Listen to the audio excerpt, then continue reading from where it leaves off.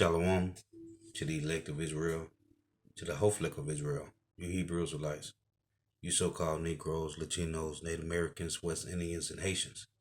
Gotta give all praise, honor, and glory to Yahweh, Bahashim, Yahweh Shah, the Most High, the Heavenly Father. His Hebrew name is Yahweh, not Yahweh, not Jehovah, not God, not Elohim, not Most High, not Lord, not Yah, not Jah, not Ahaya, not Allah. It's Yahweh, and His only begotten Son name in Hebrew is Yahweh Shah, not Yahshua, not Yeshua, not Jesus Christos, not Jesus Christ, not Serapis Christos, not Yeshaya, not Yehoshua. It's Yahweh Shah. So got to give all praise, honor, and glory to Yahweh, Bahashim, Yahweh Shah, Bahashim, Rikah Kodash. Double honors to the apostles and elders of Great Millstone, Ruel, who teach well, both the apostles and elders of all of Israel, whether accepted or not.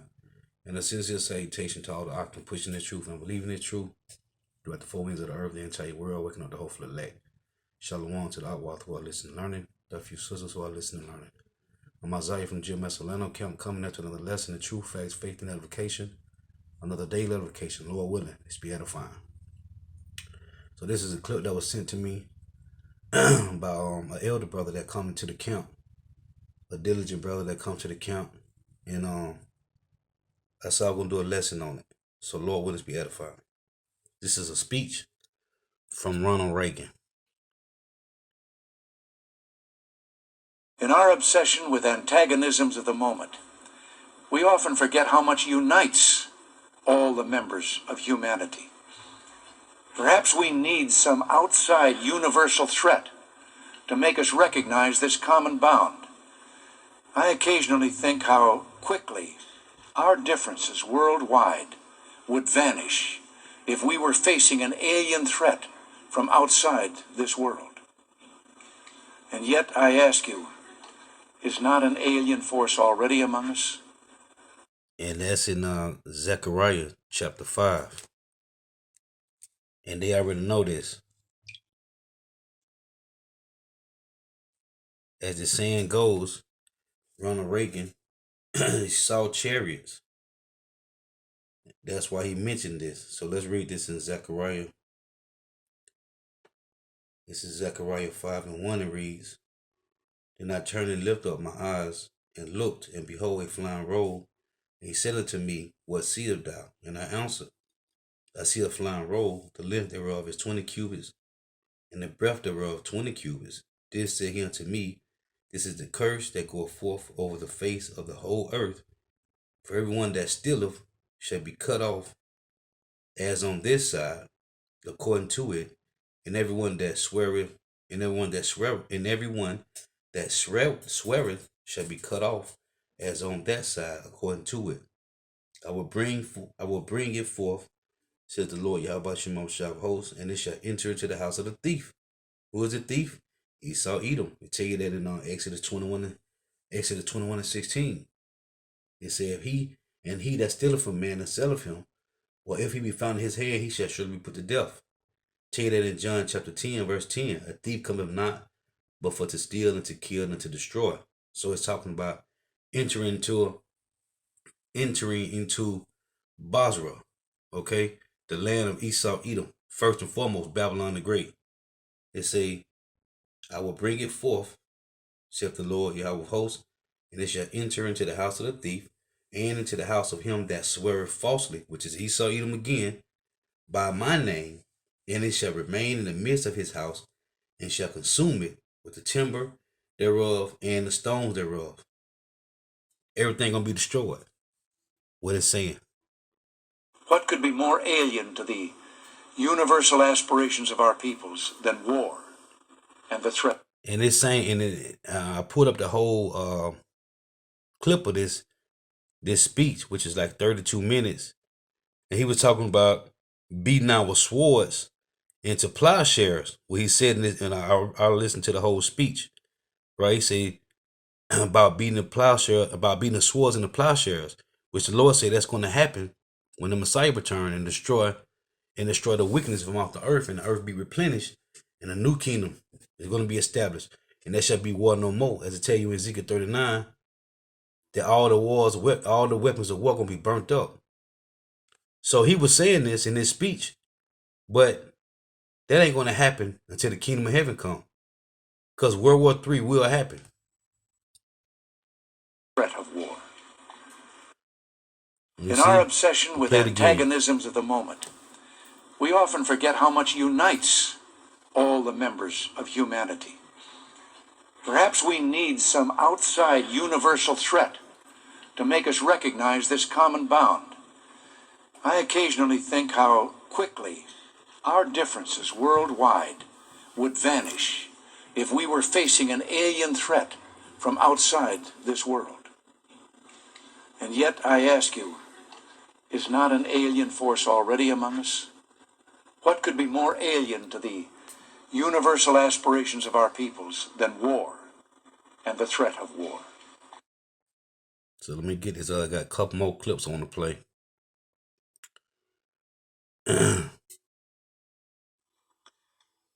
I couldn't help at one point in my discussions privately with General Secretary Gorbachev, when you stop to think that we're all God's children wherever we may live in the world, I couldn't help but say to him, just think how easy his task and mine might be in these meetings that we held if suddenly there was a threat to this world from some other species, from another planet, outside in the universe. We'd forget all the little local differences that we have between our countries, and we would find out once and for all that we really are all human beings here on this earth together. Well, I don't suppose we can wait for some alien race to come down and threaten us. And that's the thing about the word human. Hue mean person of color, person of pigment, right? The word human. Hue is a person of color. Then you got man. So as we know, there is no pigment, no melanin, right? In Esau Edom. So that makes them not human, man. But I think that between us, we can bring about that realization. In our obsession with antagonisms of the moment, we often forget how much unites all the members of humanity. Perhaps we need some outside universal threat to make us recognize this common bond. I occasionally think how quickly our differences worldwide would vanish if we were facing an alien threat from outside this world. And yet, I ask you, is not an alien force already among us? What could be more alien to the universal aspirations of our peoples than war and the threat of war? I think maybe I'd answer it this way. I keep, in my frustration sometimes, actually, if you count some of the things going on in smaller countries and all, there have been about 114 wars since World War II. But I've often wondered, what if all of us in the world discovered that we were threatened by a power from outer space, from another planet? Wouldn't we all of a sudden find that we didn't have any differences between us at all? We were all human beings, citizens of the world, and wouldn't we come together to fight that particular threat? But that's prophecy. As I'm going to title the lesson, prophecy, speaking things already written. So let me play this.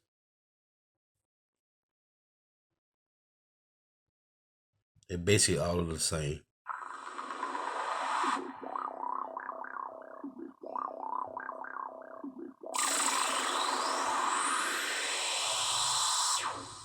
Perhaps we need some outside universal threat. I occasionally think how quickly our differences worldwide would vanish if we were facing an alien threat from outside this world. And yet, I ask you, is not an alien force already among us? What could be more alien to the universal aspirations of our peoples than war and the threat? And more secure for you and your children. I couldn't help at one point in my discussions privately with General Secretary Gorbachev, when you stop to think that we're all God's children, wherever we may live in the world, I couldn't help but say to him, just think how easy his task and mine might be in these meetings that we held if suddenly there was a threat to this world from some other species, from another planet, outside in the universe. We'd forget all the little local differences that we have between our countries, and we would find out once and for all that we really are all human beings here on this earth together. Maybe I'd answer it this way. I keep, in my frustration sometimes, actually, if you count some of the things going on in smaller countries and all, there have been about 114 wars since World War II. But I've often wondered, what if all of us in the world discovered that we were threatened by an outer power from outer space, from another planet? Wouldn't we all of a sudden find that we didn't have any differences between us at all? We were all human beings, citizens of the world, and wouldn't we come together to fight that particular threat? So this is the last clip I got.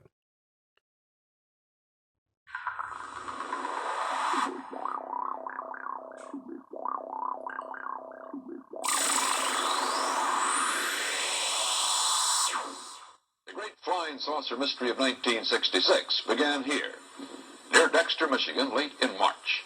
And Frank Manor, father of 10 children, a countryman, a hunting man, a man used to wooded swamplands by night. Frank Manor's UFO remained over his swamp more than 4 hours. His children saw it, his in-laws saw it, residents of the area saw it, the police saw it. No one photographed it, but Sergeant Newell Schneider of the Sheriff's Office remembered it well enough to draw it. No, it moved very rapidly at any speed or... So, in 1966, if this is the first encounter of seeing a chariot, this was that real downfall of Babylon the Great, man. Okay? Rather any direction it wanted to go, why it could change and go to the right or the left or go crossways without hesitating a bit. 40 miles away, another swampland and another UFO sighting. Mr. Ford, what about flying saucers? You've had some in Michigan in the past week. Do you really believe in flying saucers? You've called for a congressional investigation. Dave, we've had several incidents in Michigan in the last week. Incidents that many reliable, good citizens felt were sufficient to justify some action by our government, and not the kind of flippant answer that was given by the Air Force, where they passed it off as a swamp gas. The Congress should investigate the rash of reported sightings of unidentified flying objects in southern Michigan and other parts of the country. They caused such panic that President Truman was forced to speak about them publicly. In a few short years, UFOs had reached the highest office in the land. Oh yes, we discussed it at every conference that we've had with the military. There's always things like that going on. Flying saucers, and they've had other things, if I'm not mistaken. Schoolyard with about 20 other men, and we saw a bright light appear in the distant western skies, and it got closer and closer, and when it was just above the treetops, it changed color, and it stayed there for a while, and then it disappeared into the distance, and none of us could ever imagine what it was. Now that we know there are... Oh, correction. It's a Truman, 1945 to 1953. So, hey, they would show even back then. Yeah, I wish I showed them chariots back then. The point I was making about the fall of Babylon. Because Elder Albert Bibbins came on the scene in the 60s. So that was the fall of Babylon the Great. The Lord started to show them these chariots, man. Not hundreds, not millions, but billions of other solar systems out there. Thanks to the Hubble telescope and what we know about black holes in the universe and all of that, the dimensions of physics are such that I would be quite surprised if in the lifetime of people that are no older than 30 here, we don't discover some form of life in another universe. So I think there are lots of interesting discoveries, biological, on Earth, and other discoveries in the heavens that those of you who are younger will get to see unfold. You'll have all kind of problems with them, but on balance, it'll be a plus. And he said you have all kind of problem with them. Hey, that's heavy, man. So let me get a few precepts. And I ain't want to make this too long. Looking for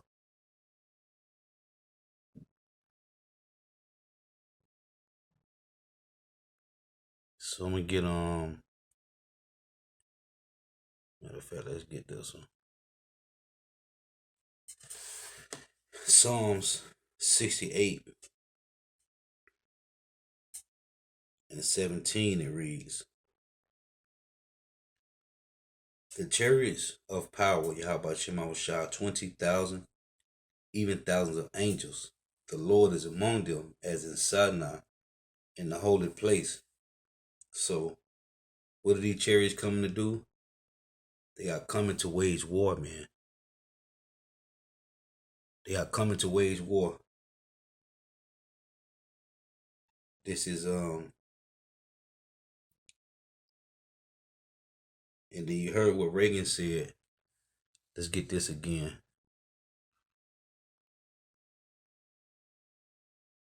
Because the Lord is coming to gather all these nations up, man. In our obsession with antagonisms of the moment, we often forget how much unites all the members of humanity.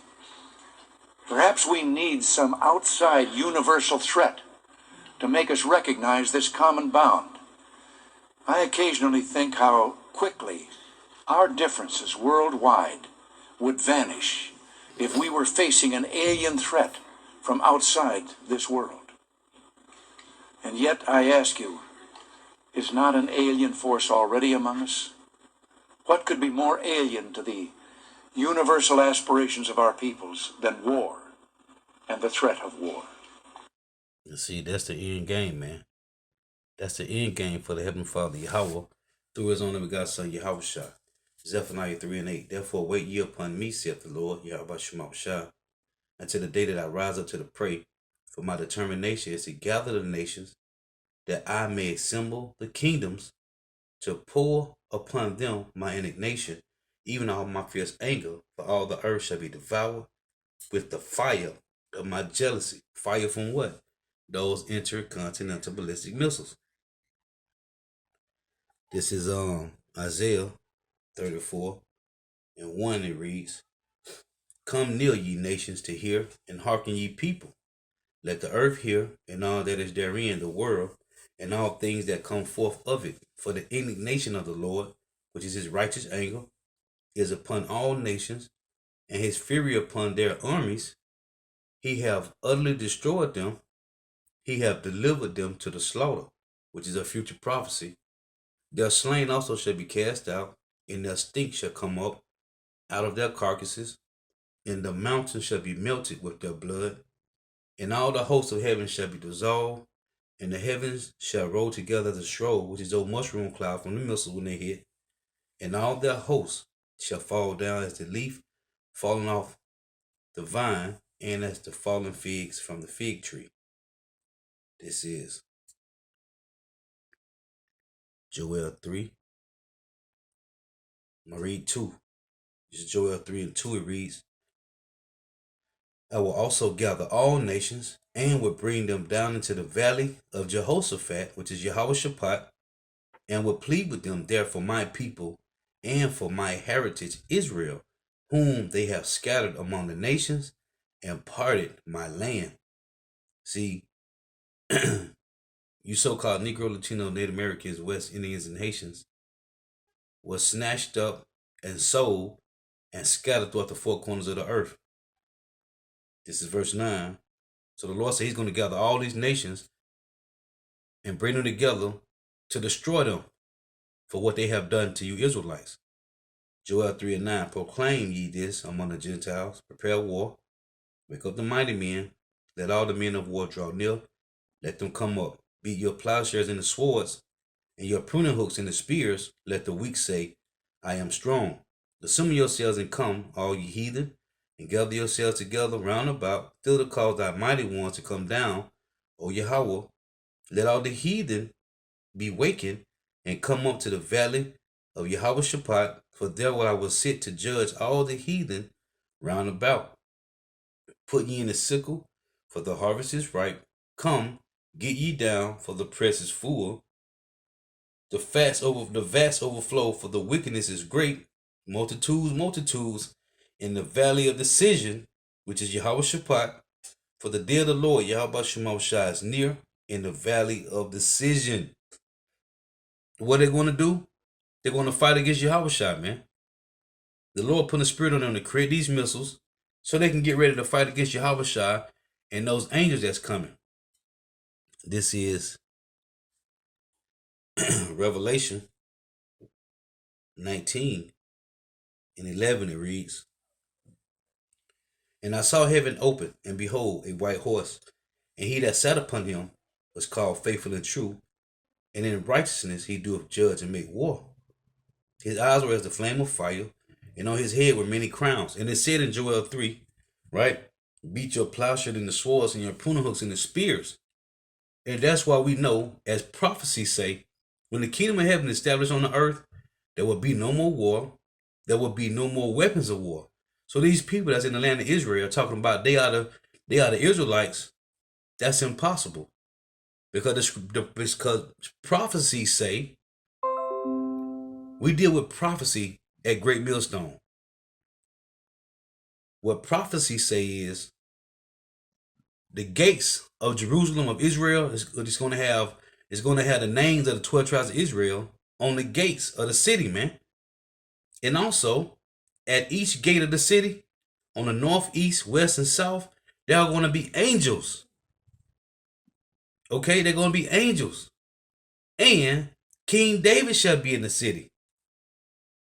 Where is King David over there in Israel, Jerusalem? Where is King David? Where is the angels that sits at all four gates, at all four entrances of the gates of the city? Where is the names of the 12 tribes of Israel on the gates over there in Israel right now? It isn't one. It isn't any names on the gates of Jerusalem. Prophecies say when Israel go back into their land, the real Israelites, angels going to be there protecting the gates. You're going to have King David there, along with the Messiah. You're going to have the Messiah there and King David, right? The gate's going to have the 12 tribes of the name of Israel on it, man. And angels going to be at every four gates, at the entrance of every gate, man. This is not going on right now. And prophecies say there will be no more war. There won't be no war. There won't be no more weapons of war. Because it tell you in Ezekiel, the 39th chapter, that all the weapons of war is going to be burnt up for 7 years. 7 years, man. It's going to take to burn all the weapons of war. Revelation 19, in verse 12. His eyes were as the flame of fire, and on his head were many crowns. And he had a name written that no man knew but he himself. And he was clothed with a vesture dipped in blood, and his name called the Word of Power. And the armies which were in heaven followed him upon white horses, clothed in fine linen, white and clean. And out of his mouth goeth a sharp sword, that with it he shall smite the nations, and he shall rule them with the rod of iron. And he treadeth the winepress of the fierceness of the wrath of the Almighty power. Right? Say, verse 19. And I saw the beast. It said, and I saw the beast and the kings of the earth and their armies gathered together to make war against him that sat on the horse and against his army. And the beast was taken, which is NATO, EU, and North America, and with him the false prophet, Roman Catholic Church, and all their philosophies that wrought miracles before him, with which he deceived them that had received the mark of the beast, and them that had worshipped his image. These both were cast alive into the lake of fire, burning with brimstone. And that's Babylon the Great, North America, on fire by those intercontinental ballistic missiles. So you see it say, he saw the king, he saw the beast, and the kings of the earth gathered together to make war against Yahushua and his army. Closing precept, 2 Ezra 13:1. And it came to pass after 7 days, I dreamed a dream by night, and lo, there arose a wind from the sea, and it moved all the ways thereof. And I beheld, and lo, that man waxing strong with thousands of heaven. You see, it said in Revelation 19, Yahushua coming with his army. And when he turned his countenance to look, all things trembled that were seen under him. And whensoever the voice went out of his mouth, they all burnt that heard his voice, like as the earth felleth when it filleth the fire. Them laser beams from the chariots, man. And after this I beheld, and lo, there was gathered together a multitude of men out of number, from the four winds of heaven, of earth. Earth is known as a heaven. To subdue the man that came out of the sea, that came from the sky. Because that's waters in the heavens. You know, the Lord, when the Lord say in the beginning, when he separated the waters, right? It say, but I beheld, and lo, he had graven himself a great mountain, and flew up upon it, but I would have seen the region or place whereat the hill was graven, and I could not. And after this I beheld, and lo, all they which were gathered together to subdue him were so afraid, and yet durst fight. Because it tell you in Exodus 15:3, the Lord is a man of war. Yahweh Shemawashah are men of war, and the Lord is his name. It say, and lo, and he saw the violence of the multitude that came. He neither lifted up his hand, nor held sword, nor any instrument of war, but only I saw they sent out of his mouth as it had been a blast of fire, and out of his lips a flaming breath, and out of his tongue he cast out sparks and tempests. And they were all mixed together, the blast of fire, the flaming breath, and the great tempest, and fell with violence upon the multitude which was prepared to fight, and burnt them up every one, so that upon a sudden of an innumerable multitude, nothing was to be perceived, but only dust and smells of smoke. When I saw this, I was afraid. You see? So they know that war is coming. And it's the Lord that's gathering them for war, man. That's the power of Yahweh Shemawashah to gather these heathens to destroy themselves, man. And we know, as it tell you in Isaiah chapter 2, it tell you that they're gonna beat their swords to plowshares and their spears to pruning hooks, because it ain't gonna be no war no more. And this guy Ronald Reagan mentioned it in that video, in that speech. He said, "The time need to come. We need to beat our swords into plowshares." Well, that's not going to happen. That ain't going to happen until Yahweh shall return, man, and destroy these devils. And as it said in Ezekiel 39, let's close with that. This is Ezekiel 39. But the Lord said he going to make his name known among these heathen, man. All of Israel and the heathen going to know. It's Ezekiel 39:7. So will I make my holy name known in the midst of my people Israel, and I will not let them pollute my holy name anymore. And the heathen shall know that I am the Lord, Yahweh Bashim Yahushua, the Holy One of Israel. Behold, it is come, and it is done, saith the Lord power. This is the day whereof I have spoken. And they that dwell in the cities of Israel shall go forth, and shall set on fire, and burn the weapons, both the shields and the bucklers, the bows and the arrows, and the handstaves and the spears, and they shall burn them with fire 7 years. You see? So that they should not take no wood out of the field, neither cut down any out of the forest, for they shall burn the weapons with fire, and they shall spoil those that spoil them, and rob those that rob them, saith the Lord, Yahweh Shemawashah. As I tell you in Isaiah 2:1, and Micah 4:1. This is when the kingdom of heaven will be established on earth, and the Hebrew Israelites, all 12 tribes, starting with the elect men, the 144,000, under Yahushua and King David, will rule the earth in righteousness, man. But only after the MOTB men made mandatory, Jacob's trouble, and World War III take place. And it will happen. Let's close with this. Habakkuk chapter 1. In verse 5 it reads, the Lord is talking to you Hebrew Israelites in this verse. Behold, he's talking to you Hebrew Israelites all over these scriptures. Behold, ye among the heathen, talking to you Israelites that's living among the heathen. Behold, ye among the heathen, and regard and wonder marvelously. For I will work a work in your days which you would not believe, though it be told to you. And it's been told to us for the longest by the apostles of Great Millstone, by the elder bishops of Great Millstone, by the elders of Great Millstone, by brothers, younger brothers of Great Millstone. It has been told to you, though you would not believe it. It has been told to you that Jacob's trouble, MOTB, World War III, will happen. Famine, pestilence, concentration camps will happen. Shalom. Gotta give all praise and glory to Yahweh Ba'ashim Yahushua, Bahashim Rikak Wadash. Double honors to the apostles and elders of Great Millstone who teach well, whether apostles and elders of all Israel really accepted or not. And a sincere salutation to all the occupants pushing this truth and believing this truth throughout the four winds of the earth, the entire world, waking up the hopeful elect. Shalom to the Akwath who are listening and learning. You sisters who are listening and learning. Lord was edifying. Till next time, I say Shalom. Wa abab the water for tuning in. May Yahweh Shema Shah continue to bless you in your houses. Stay prayed up.